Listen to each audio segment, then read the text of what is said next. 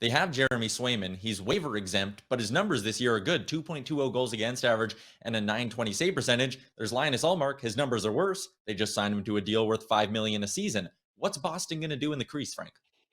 Yeah, it's a really good question. And the other part of it is, what exactly is Tuuka Rask going to sign for? Bruce Cassidy was asked about the dynamic today between Swayman and Ullmark, now injecting quite clearly Tuuka Rask into the scenario. And the only one that really makes sense to me, since Swayman remains waiver exempt, is to then send him to the AHL and get him starting as many games as you can to keep him fresh. I can understand why that would be a disappointing outcome for Swayman, someone who's made his mark on the NHL both this season and last year in the shortened campaign.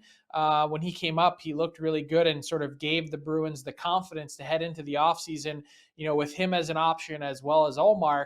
I bet the Bruins at this point, watching Ullmark and watching where he landed with that contract, that they didn't have a 4-year commitment on the table with him. But nonetheless, Swayman is the easy choice. But the other part is, what does Rask's number look like? I think it ends up being a 1-year short money deal, given that the Bruins were his preferred and seemingly only option that he was willing to play for. But we'll see. You look at his resume, it's not often that a Vezina Trophy winner, a runner-up from 2 years ago, ends up rejoining a team mid-season coming off of injury, and be real curious to see what that cap hit looks like.